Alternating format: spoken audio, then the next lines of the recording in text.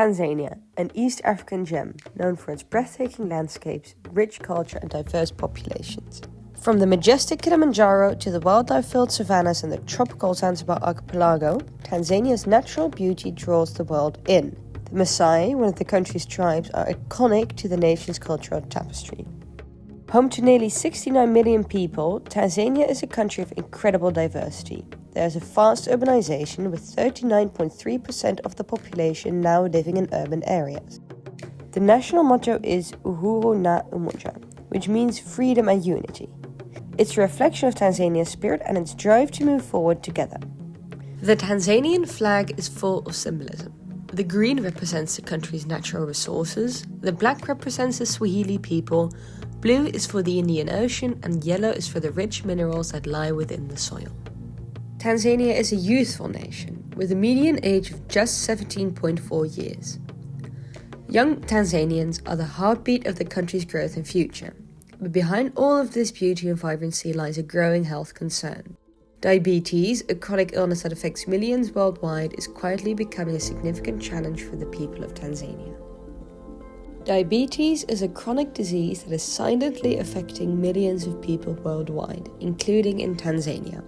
It occurs when the body either does not produce enough insulin or cannot effectively use the insulin that it produces. Insulin is a crucial hormone responsible for regulating blood sugar levels. When insulin is deficient, the body struggles to maintain balance, making individuals more susceptible to dangerous blood sugar fluctuations. Type 1 diabetes, which often appears in younger people, occurs when the pancreas fails to produce insulin. Those living with this form of diabetes require lifelong insulin injections to survive. Type 2 diabetes, on the other hand, is the most common form. It often develops in adults, though it is becoming more common in younger people. This form of diabetes is closely linked to lifestyle factors such as poor diet, a lack of physical activity, and obesity. In Tanzania, as in many parts of the world, rising rates of obesity are playing a critical role in the increase of type 2 diabetes. Studies show that 60 to 80% of cases of diabetes in people of African and European descent are associated with excess body fat. The shift from traditional rural lifestyles to more urbanized living conditions is contributing to these rising numbers. With urbanization comes increased stress, sedentary lifestyles, and diets high in processed foods. In Tanzania, these changes make people more vulnerable to diabetes. Of the Tanzanian population, around 28 million people are adults. There's a prevalence of 10.3% of diabetes among these adults, which means that in the country there's at least 2.8 million adult cases of diabetes. This is not even counting the non-adult cases of diabetes. In Tanzania, the cost of insulin, syringes, and glucose monitoring for one child with diabetes type 1 consumes 53% of the family income. This highlights the need for more affordable options for people struggling with diabetes. For many Tanzanians, these expenses create an immense financial strain, making it difficult to balance healthcare with other essential needs like food, housing, and education. The people with diabetes, especially type 2, are increasing, but there are type 1, but they are not much as type 2. Lifestyle is changing, and also there are genetic factors, and also, and I think many people are fat and they are overweight and obese, and those are the factors that could be one of the things that increasing the diabetes in our people. What I can say is that when they hear that there is diabetes, they lose hope. That diabetes, they see it is a dangerous disease that they cannot be cured, and they will live with the diabetes, and they see their life is really hard. Why? Now their life is changed by the disease, because before they are not using medicine. Now they are using medicine for their life, and also about the economical part of their life. Now they are buying the medicine, so they are in low economical condition. So some of them they cannot afford, and their life changed. Yeah, Firstly, I will think that I have diabetes. What I did, I went to the pharmacy. I bought my own machine and I tested it. Then I found I have 24 points. Then I told my wife that, you see, that's why I'm drinking a lot and I'm trying to take this. I diagnosed myself by buying the machine and test myself. Then the price of buying the machine, the glucose strips, the injectable syringe, insulin syringes are so expensive. You see here, every syringe costs 1,000. If you have to use 2 syringes a day, it means 2,000. And the stick, it is about also 1,000 per stick, 4,000. And then the insulin also, it is very also expensive. The data are very expensive because other that you have to buy them from other far away, and they have to ship them in the bus. Then you have to pay a lot of money. And you have to pay them even the test which you are not used. It's not good. Just manage to eat a little amount because of the test. Okay, many challenges in Tanzania. There are many. There are many challenges. I can say the few of them. One is economical factor, that they cannot manage to buy the medicine, and because diabetic medicine is expensive, some of them cannot afford to buy the medicine. And also availability of the diabetes medicine. In the part of our country, it is difficult to get some of the medicine from from the facility, the health facility, especially in the dispensaries and health centers. But in the hospital, in the district hospital, there are some medicine, but not all. Other challenges is most of our people, they are not believing that if you can use the medicine, you can be cured, rather than going to those which I think I can say that traditional healers. They believe, some of people believe in traditional healers, and this is also the challenges, and also other challenges that they are using local herbs rather than using hospital drugs. In Tanzania, traditional medicine holds a central place in the lives of many people. It is defined by the World Health Organization as a knowledge, skills, and practices rooted in indigenous cultures, and traditional medicine is widely used to maintain health, prevent disease, and treat both physical and mental illness. For those living with diabetes, traditional medicine is often seen as a viable treatment option. Many people believe that traditional remedies are more effective, easier to access, and more affordable than conventional biomedical treatments. For others, they align closely with their cultural or religious beliefs, making them feel safer and more familiar. In Tanzania, it is common for individuals with diabetes to use traditional medicine in combination with biomedicine. Some people turn to traditional remedies to alleviate symptoms of the disease, whilst others rely on them as a primary treatment for diabetes itself. Among the most commonly used plants in traditional medicine are aloe vera, moringa, and African redwood. Each of these plants is believed to hold properties that help regulate blood sugar levels and manage the complications of diabetes. In some Tanzanian tribes, such as the Maasai, the reliance on traditional medicine is very strong. In our tradition, sometimes there are many beliefs. They believe, some of our people, they believe they are witchcrafted. They go to local people taking local herbs, but they are not coming to the hospital. That's why many of them are not coming. They go to local herbs people once they're diagnosed with diabetes. When they're diagnosed with diabetes, they are worried. And some of people are lying to them that they will be healed with local herbs. Then they go to them. They don't follow the diabetic protocol, and they go to those witchcraft people and local herbs, and they come here, they are late. So that's why they're amputated, or they go to kidney failure, retinopathy, and neuropathy, those complications. many of our people who are in old age nowadays, they must believe that those disease was not here, but now it is here. So this is witchcraft. They believe that. Most of them, they are using the trees. That is local herbs. It is only trees that they are using.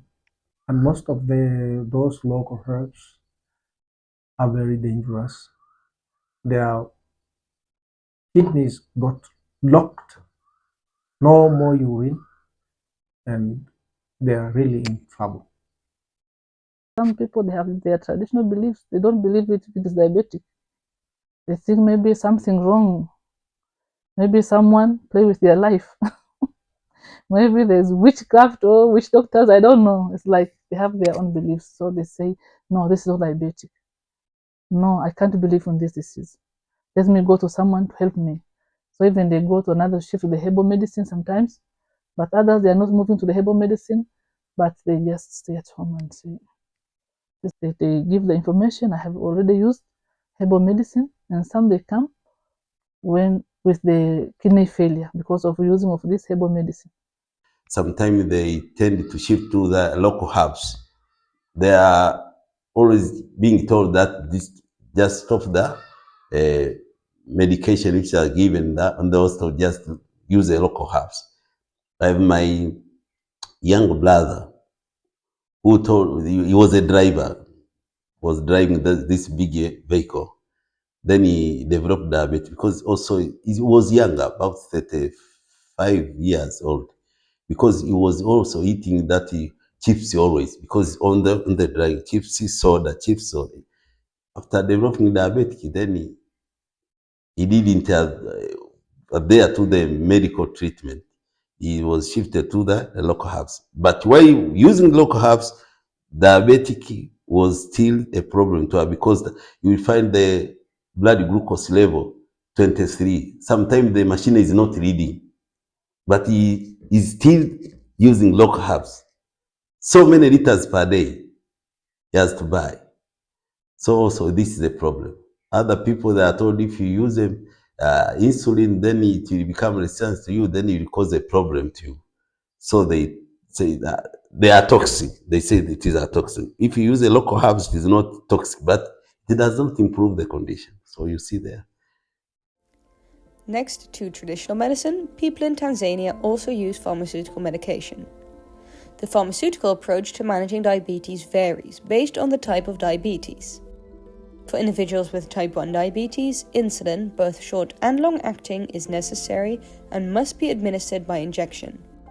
Effective treatment is often supported by nutritional guidance, exercise, and psychological support.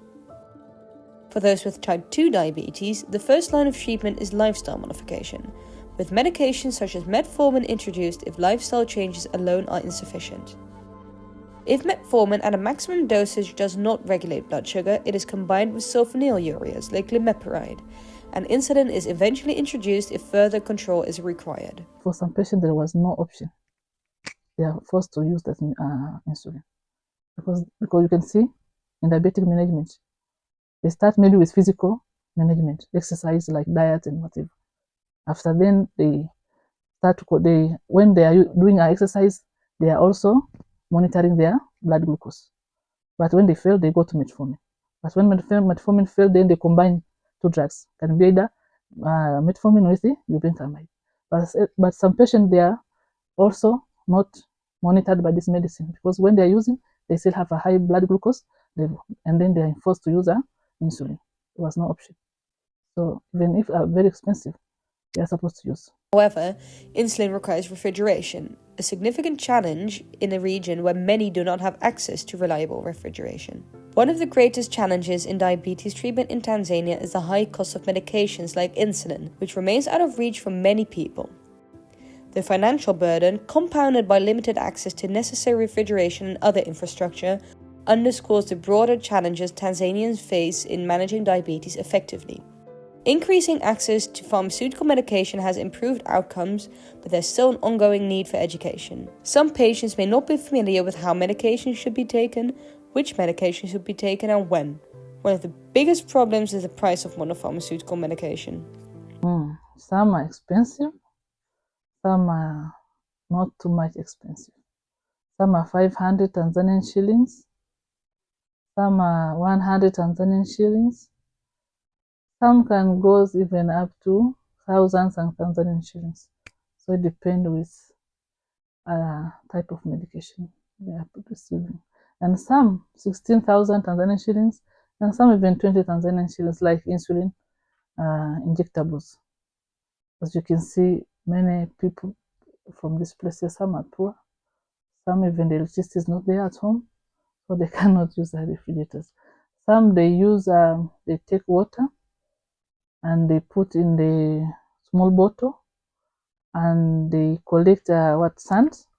They put water also in the sand and then they take this bottle, this vial of the insulin, and put in the bottle with water, and then they keep in this sand, and then it is like it's like it's like they are controlling the temperature of this, but cannot be very low like 2 to 8, but at least 10, 9 like this. Not only the problems surrounding medication make diabetes difficult to manage in Tanzania, social determinants also play a role in health outcomes. Examples are the age of the patients, their socio-economic status, whether they live in urban or rural areas, and the daily amount of physical activity they get. These underlying challenges shape how people experience and manage their condition. Another challenge that Tanzanians with diabetes are facing is a lack of education.